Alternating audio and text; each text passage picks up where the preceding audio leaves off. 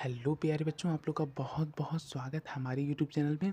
आज की इस वीडियो में हम लोग बात करने वाले हैं IUPAC nomenclature of carbon compounds. चलिए इन्हें शुरू करते हैं। इससे पहले हमने पिछली वीडियो में जो जो चीज़ें देखी थी एक बार उसे रिवाइज कर लेते हैं। देखिए, जो मेथ होता है इसका मतलब क्या होता है। मेथ होता है, इसका मतलब होता है एक कार्बन, ठीक है। और इथ इथ जो होता है इसका मतलब होता है दो कार्बन की चेन। जैसे एक कार्बन दो कार्बन, तो इसका जो प्रीफिक्स होगा वो इथ होगा, ठीक है। अब उसी तरह से यदि प्रॉप आ जाए तो हो जाएगा 3। 4 के लिए क्या है, ब्यूट है। और 5 के लिए क्या है, 5 के लिए पेंट है। 6 के लिए क्या है, 6 के लिए हेक्स है। तो इसी तरह से हम लोग नोमिंग करते, मतलब कि नेमिंग करते चलते चलते हैं, ठीक है। ये जो है ये बेसिकली कार्बन की चेन को रिप्रेजेंट करते हैं कि कितना कार्बन आपके पास है, ठीक है। अब इसके बाद हम लोग अपना टाइप 1 शुरू करते हैं। टाइप 1, अब इस टाइप में 10th के सिलेबस के हिसाब से हम लोग बात करेंगे, ठीक। टाइप 1 में हमारा कौन कौन आएगा, एल्केन, एल्कीन और एल्काइन आएगा, ठीक है। एल्काइन आएगा। इन तीनों की अब हम लोग नेमिंग करने वाले हैं। बहुत ही आसान है, सिर्फ एकदम ध्यान से देखते चलिए। देखिए, जो एल्केन होता है इसकी इसका इसका यदि हम लोग विशेषता बात करें तो एल्केन का जो जनरल फार्मूला होता है वो होता है CnH2n+2। अब आप लोग कहेंगे ये क्या है। ये बेसिकली कुछ नहीं है। देखिए, ये बता रहा है कि यदि n=1 है, यानी कि यदि किसी भी कार्बन चैन में एक कार्बन है तो हाइड्रोजन कितने होंगे, हाइड्रोजन 4 होंगे, हाइड्रोजन 4 होंगे। तो यदि ऐसी कंडीशन आपको दिखाई देती है तो इसका मतलब कि वो एल्कीन है, ठीक है। चलिए हम लोग एग्जांपल समझते हैं। जैसे मान लीजिए C1H4। अब देखिए यहाँ पे हम लोग 1 को जनरली लिखते नहीं है, ठीक है। तो ये क्या हो जाएगा, ये हो जाएगा CH4। अब ये जो हमारा कंपाउंड है ये हमारा है मेथेन। कैसे, क्योंकि 1 है, ये सब हम लोग पिछले वीडियो में देख चुके हैं। वैसे ही देखिए ये 1 है तो मैंने प्रीफिक्स ऐड किया मेथ। और एन क्यों लगा दिया, एन मैंने इसलिए लगाया, मीथेन में एन मैंने इसलिए लगाया क्योंकि ये देखिए 4 है तो C1 है, H4 है, H4 है। तो ये क्या, ये आपको क्या दिख रहा है, 2n+2 दिख रहा है ना। तो इसी वजह से हमने इसका नाम मीथेन लिख दिया। अब उसी तरह से एक और काम कीजिए। चलिए अब हम लोग एक और कंपाउंड ले लेते हैं। जैसे कि इसे आप लोग नेमिंग कीजिए इसकी। ये सब हाइड्रोजन है। इसकी एक बार आप लोग अपने से प्रैक्टिस कीजिए। देखिए यहाँ पे कितने हाइड्रोजन, 1 2 3, सॉरी कार्बन कितने, 1 2 3। तो इसका नाम क्या हो जाएगा, प्रॉप हो जाएगा। अब हर जगह सिंगल बॉन्ड है और इसी के साथ साथ हमारा हाइड्रोजन की संख्या यदि आप लोग नंबर गिनेंगे तो कितना आएगा, देखिए 1 2 3 4 5 6 7 8। तो कितना हो जाएगा, 3 2 जा 6 2 8, यानी कि एन हो जाएगा, तो हो जाएगा प्रोपेन, ठीक है। और आप लोगों को एक मैं छोटी ट्रिक बता देता हूँ। जब जब आपको ऐसी चेन में खाली सिंगल बॉन्ड दिखे कार्बन कार्बन के बीच में, तो उस केस में आप लोग इसे एल्केन ही कहेंगे, मतलब लास्ट में एन ही लगाएंगे, ठीक है। ये छोटा सा मतलब एक क्लू है। अब चलिए अब हम लोग अपने एल्कीन की नेमिंग के बारे में बात करते हैं। तो एल्कीन की जो नेमिंग होती है, पहले इसका जनरल फार्मूला देख लेते हैं। तो जो एल्कीन होता है, एल्कीन इसका जनरल फार्मूला होता है CnH2n। यानी कि जब कभी भी आपको एक कार्बन दिखे और 2 हाइड्रोजन दिखे तब वो एल्कीन होगा, ठीक है। जैसे कि मैं एग्जांपल के लिए बता रहा हूँ, C2H4, ठीक है। तो ये आपका क्या है, ये आपका एल्कीन है। इसका नाम क्या होगा, 2 कार्बन तो क्या लेंगे हम लोग, ईथ लेंगे, तो हो जाएगा ईथ। अब उसके बाद 4 है तो हो जाएगा ईन, ठीक है। इथीन मैंने क्यों किया, समझ में आ रहा है ना। क्यों, क्योंकि ये एक अल्कीन है इसलिए मैंने ENE लगाया।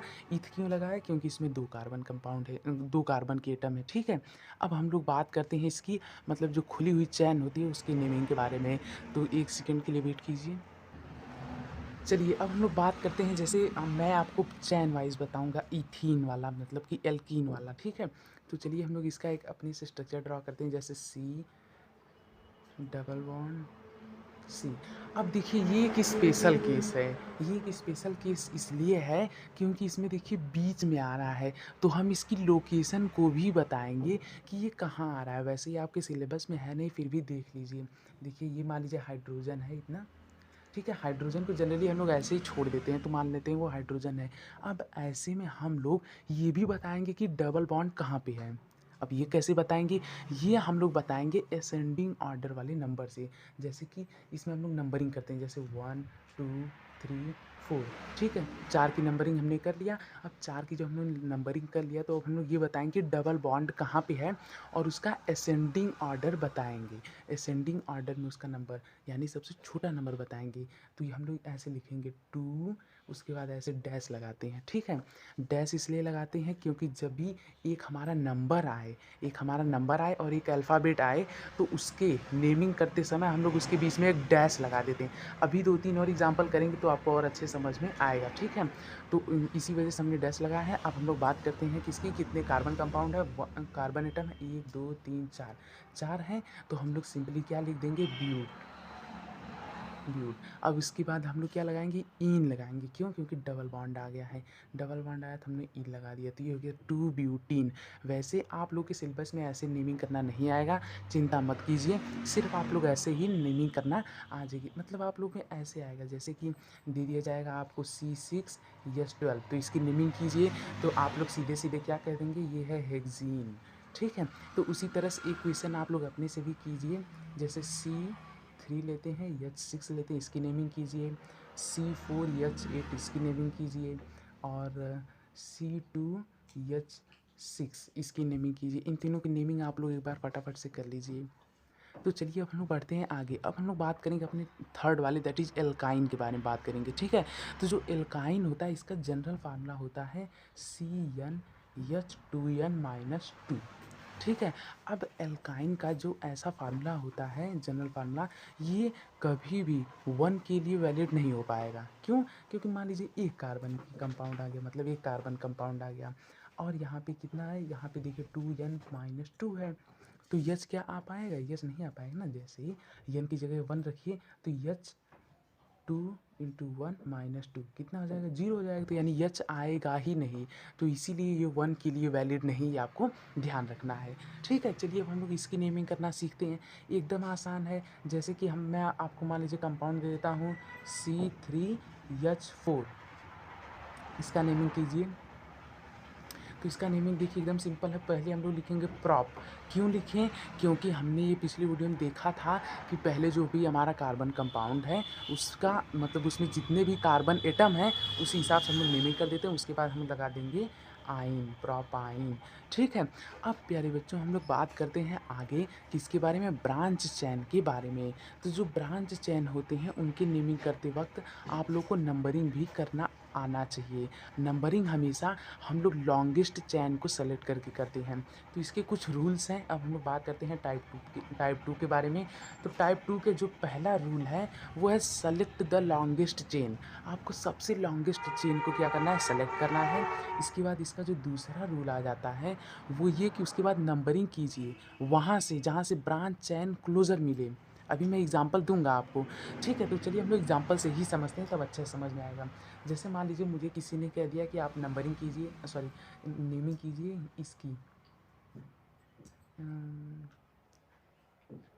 हाँ इसकी अब हमें नेमिंग करना है। ठीक है, ये देखिए ब्रांच चैन होता है जिसमें कार्बन एकदम एक लाइन में नहीं होता है, छटका छटका होता है, मतलब ऐसे ऐसे। ठीक है, तो अभी इसे नहीं रखते हैं। अभी देखिए इसकी अब हम लोग नेमिंग करते हैं। तो नेमिंग करने के लिए हमारा पहला रूल क्या है, select the longest chain. Longest chain आपको क्या दिख रही है, ऐसे ये दिख रही है ना, इसी को सेलेक्ट कर लीजिए।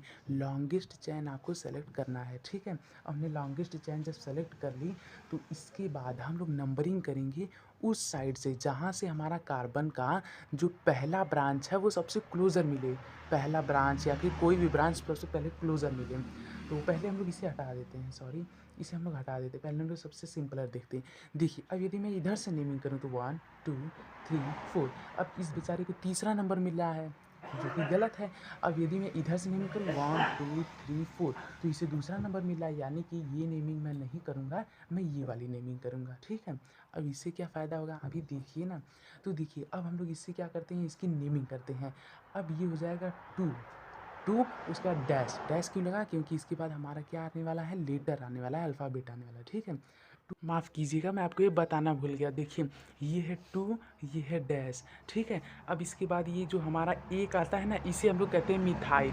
देखिए मैं आपको एक बात बताना भूल गया था कि कुछ एल्किल ग्रुप भी होते हैं। देखिए मैं यहाँ बता देता हूँ, कुछ एल्काइल ग्रुप भी होते हैं। एल्काइल ग्रुप वे ग्रुप होते हैं जिनका एक हाइड्रोजन किसी ने छीन लिया होता है। जैसे मान लीजिए कि हम लोग ये एल्केन से आते हैं ना। जैसे मान लीजिए एक एल्केन है, एक एल्केन था, तो मान लेते हैं एक एल्केन का जैसे CH4 मान लीजिए था, ठीक है। अब इस बेचारे से किसी ने इसका एक हाइड्रोजन छीन लिया, तो कितना बचा CH3। तो इन्हें हम लोग कहते हैं एल्काइल ग्रुप। उसी प्रकार से जैसे C2H6 था, इससे किसी ने एक हाइड्रोजन को क्या कर लिया, छीन लिया, ये बचा C2H5। तो इन सभी को हम लोग कहते हैं एल्किल ग्रुप के लोग, ठीक है। जिनका एक जिस एल्केन का एक हाइड्रोजन किसी ने छीन लिया हो उसे हम लोग एल्किल ग्रुप कहते हैं। तो उसी प्रकार से इस बेचारे का भी एक हाइड्रोजन किसी ने छीन लिया, ये वाला नहीं रहेगा। तो इसी वजह से इसे हम लोग क्या कहते हैं, इसे हम लोग कहते हैं एल्किल ग्रुप, ठीक है। तो इसी प्रकार से इसका नाम क्या पड़ेगा, इसका नाम पड़ेगा मेथिल, ठीक है, जिसे हम लोग पढ़ते हैं मेथाइल। तो हो जाएगा मेथाइल, ठीक है। उसके बाद क्या हो जाएगा, कितने कार्बन है, 1 2 3 4, 4 है, तो क्या हो जाएगा ब्यूट। अब उसके बाद सब जगह एक बॉन्ड एक बॉन्ड एक बॉन्ड एक बॉन्ड, तो ये क्या हो जाएगा, एन हो जाएगा। तो हो जाएगा 4 मिथाइल ब्यूटेन। यही इसका IUPAC का नेम है, ठीक है। एक और एग्जांपल से करते हैं तब और अच्छे से समझ में आएगा। जैसे कि मान लीजिए कोई और छोटा सा लेते हैं। अब यहाँ पे मान लीजिए हमने एक और कार्बन को अटैच कर दिया है। अब मान लीजिए यहाँ पे बाकी जगह सभी जगह हाइड्रोजन है, ठीक है। अब इसकी यदि हम लोग नेमिंग करें तो इसका नेम क्या आएगा, इसका नेम आने के लिए पहले हम लोग नामांकन करें, मतलब नेमिंग करेंगे, ठीक है, मतलब नंबरिंग। तो नंबरिंग चाहे आप इधर से कीजिए चाहे आप इधर से, दोनों तरफ सेम ही आ रहा है, तो डरने की कोई बात ही नहीं जब दोनों तरफ सेम ही आ रहा है। तो मान लीजिए मैंने इधर से कर दिया तो भी इसे 2 मिला, तो इसे हम लोग क्या कहेंगे, इसे हम लोग कहेंगे 2 डैश। अब देखिए ये है हमारा मिथाइल, तो इसे हम लोग कहेंगे मिथाइल। और ध्यान दीजिएगा हमेशा पहला लेटर ही कैपिटल रहेगा, ठीक है, बाकी सब स्मॉल रहेगा। फिर 1 2 3 यानी प्रो, तो प्रॉप हो गया। अब इसके बाद सब जगह सिंगल बॉन्ड तो हो जाएगा इन। अब यदि सब जगह एक जगह डबल बॉन्ड आ जाता तब इन हो जाता, और वहाँ पे हम लोग डबल बॉन्ड की पोजीशन भी बताते, लेकिन वो आप लोगों के सिलेबस में नहीं है। इनफैक्ट तो आप लोग सिलेबस में ये भी नहीं है, पर कुछ बुक्स में दिया गया है, तो इसीलिए मैं इसे बता रहा हूँ, ठीक है। तो ये इसका नेमिंग हो जाएगा। अब हम लोग अगले वीडियो में बात करेंगे टाइप 3 के बारे में, क्योंकि वीडियो बहुत ज़्यादा लंबी हो रही है, और इसी के साथ साथ हम लोग वहाँ पे कुछ प्रैक्टिस प्रॉब्लम भी करेंगे। सो थैंक यू जय जवान, मिलते हैं अगले वीडियो में। यहाँ तक आ जाए चैनल को सब्सक्राइब कर लीजिए, पार्ट 3 का वेट करते रहिए, तब तक मैं आप लोगों के लिए वीडियो